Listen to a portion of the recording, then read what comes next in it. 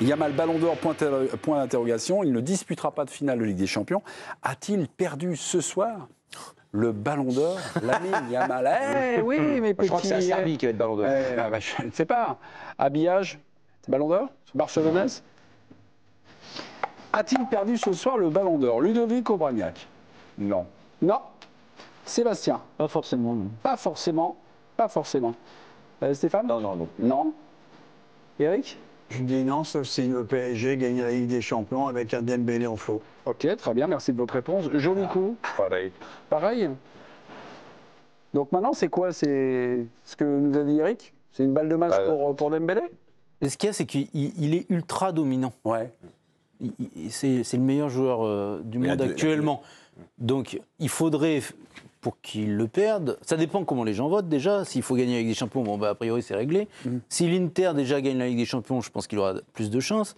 Et si le PSG gagne la Ligue des Champions sans un doublé de Dembélé ou un but final de Dembélé, je pense qu'il a encore ses chances. Mais si tu votes pour le meilleur joueur, je sais que le palmarès compte, ça va de soi. Mais si tu votes pour le meilleur joueur, c'est Lamine Yamal. J'ai les critères du Ballon d'Or. Non, mais si t'as l'Inter, tu sors un joueur de l'Inter pour avoir le Ballon d'Or? Moi, j'en sors pas. Si c'est l'Inter qui gagne.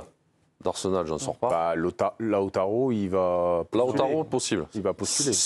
Non, mais ça va être dur de voter pour lui, mais pour moi, c'est une erreur. Parce que pour moi, il fait une saison extraordinaire. Il fait une super saison. Il gagne la Ligue des Champions, Lautaro. S'il gagne, c'est lui qui marque en finale. C'est un peu la même histoire que Dembélé. Avec la saison qui fait. Non, mais Yamal, il a. J'ai les trois critères, les gars. Pardon. Ah, les yeux. Une autre vision du jeu. Moi, je pense qu'il a plus de chance, Yamal, après la double confrontation, face à l'Inter qu'avant. Ouais, mais attention, il a éclaboussé au Barça. Qu'il est marqué, pas marqué soir. Au Barça, il a éclaboussé ce match. Au Barça, tu peux diluer les voix, c'est ça le problème. Entre Rafinha, Pedri, plus après la double confrontation, justement. Les trois critères. À la 120e minute, c'est un homme de 17 ans qui était encore en train d'être le poison premier de son équipe et il est incroyable. Les trois critères donc pour élire le Ballon d'Or. Alors des critères qui sont hiérarchisé. Il y a un premier critère. Les les performances individuelles et le caractère décisif et impressionnant. Ça, c'est le premier critère. Là, c'est lui. Ça coche. En deuxième, l'aspect collectif et les trophées remportés. Et enfin, la classe et le fair play. Enfin, est-ce que sur le premier critère... Dembélé, il a un côté spectaculaire également. Il a fait des choses spectaculaires cette année. S'il met l'unique buteur de la finale de la Ligue, ça sera pour Dembélé. Est-ce qu'il y a aussi la FIFA, la Coupe du Monde des clubs, qui va compter dans les votes? Coupe du Monde des clubs, non? Non. Je sais pas. Le Barça n'y est pas. Ah, ils sont pas? Donc ça compte pas. C'est réglé. Non, mais Yamal, en revanche, là, il faut absolument qu'il gagne la Liga. Et il y a un match quand même qui va être difficile à jouer pour le Barça, c'est le 11. Ils s'en foutent. Les gars. Et le 11 mai, donc le week-end prochain, il y a quand même Barça-Real. Et il ne faut pas que le Barça perde. Parce que le Real reviendrait à un point. Mais on est tous d'accord pour se dire que sur cette double confrontation, ce gars-là, il est sorti du lot. Sincèrement, celui qui te casse la rétine, c'est lui. Enfin, il n'y a pas de match. Même moi qui adore Dembélé, il peut faire le triplé et il sera Ballon d'Or, et tant mieux pour lui s'il gagne des champions et qu'il marque un but. Mais là, intrinsèquement aujourd'hui, dans le monde entier, en boucle, tu ne parles que de Yamal. D'abord parce que son âge te met par terre, 17 ans, et 8 mois, 9 mois, tu dis que c'est pas possible que ce type-là... Et puis il n'a pas peur, il réclame les ballons, quelles que soient les défenses, il est toujours présent, il est là par la passe, le but, le sens collectif, individuel, et t'en prends plein les mirettes. Donc aujourd'hui, franchement, qui est meilleur que lui? Ah non, mais moi, il n'y a pas de débat là-dessus, Eric. Je te dis comment vont voter probablement les gens. C'est des journalistes. Je te dis qu'une victoire, être buteur de Ligue des Champions quand tu es un prétendant, ça compte. Si Dembélé emmène Paris à sa première Ligue des Champions, ça va compter. Oui, mais il faut qu'il soit bon. Pour l'instant, il l'est. Ça va dépendre de sa demi et de sa finale. Il faut jouer un rôle majeur, il l'a joué. Mais pour l'instant, il a marqué le seul but du match aller, donc ça va pour lui. Oui, non, mais à titre. Oui, mais aujourd'hui, on parle la rétine. Non, mais Yamal, il est intouchable. C'est pas suffisant, à mon avis. Il n'y a pas de débat là-dessus. Vous revenez sur le palmarès. Donc ça devrait être Yamal. Sauf s'il met un triplé en finale, Dembélé, bon bah ok. Non, mais Johan parlait du championnat du monde des clubs. On en rigole tous, sauf qu'on va tous être devant quand même dans un mois, parce qu'on va commencer à s'emmerder une semaine après que le championnat soit terminé. Donc on va se dire vivement du foot, et puis on va commencer à s'intéresser à cette compète. Et alors, Yamal, il ne sera pas. Non. Si le PSG, Dembélé refont la musique, etc., ça va forcément avoir son importance. Et avant cette rencontre, cette double confrontation, on avait également l'un des coéquipiers de Lamine Yamal, c'est Rafinha, qui fait une saison, on va dire, fantastique. Son coefficient Ligue des Champions offensif, c'est 21, avec donc 13 buts et 8 passes décisives pour Rafinha. Mais là, le niveau s'est élevé et je trouve que Rafinha, on va dire, a perdu, on va dire, un petit peu de son éclat, non? Qu'est-ce que vous en pensez? Seb, il a vu, moi je l'ai vu. C'est vrai qu'il a besoin d'un tire-fesse depuis 2 mois. Il est moins bien qu'avant, il impacte moins. Maintenant, il fait une frappe magnifique sur le 3-3 quand il y a l'autogol avec Sommer qui prend le ballon derrière la tête. C'est lui quand même qui est à l'origine du but. Là, il marque le 3e. Qu'est-ce qu'on dit là? S'il y a 3-2, on l'a pas vu. C'est but de on l'a Rafinha, moins vu, mais il marque le but décisif. Non, mais le niveau, c'est pas par rapport au niveau qui s'élève. Moi, je trouve que c'est par rapport à sa forme du moment. Oui, Parce que sur des gros matchs cette saison, il a été présent régulièrement. Mais là, je trouve que depuis, pas dire plusieurs mois, mais je veux dire un mois, je le trouve moins performant. Même là, ce soir, je trouve qu'il était un peu entre deux. Peut-être par rapport à cet impact. Peut-être qu'il y a eu cet impact aussi. Non, mais il n'est pas aidé par... S'il n'a plus d'arrière gauche. Oui, mais Yamal, il n'a pas besoin. Non, mais Rafinha, il faisait aussi des... Franchement, quand il avait... Là, je trouve qu'il n'est pas dans le jeu. Il avait Baldé, il lui a mené quelque chose. Là, il n'a personne.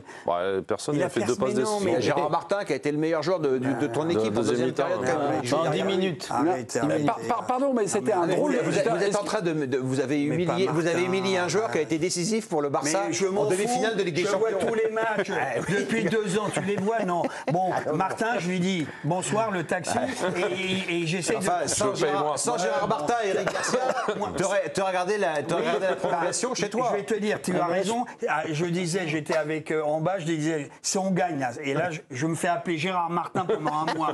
J'ai dit à tous mes potes, sauf qu'on a perdu. Ouais. Pardon, mais c'était quand même un drôle de match. Eric, j'ai le réseau, merci Eric. C'est un drôle de match puisqu'à la pause, donc on attend Gérard Martin, on a Eric Garcia, on lui a un petit peu secoué les puces. Olmo, aussi un petit peu. Rafinha aussi. Olmo, on l'a un peu secoué.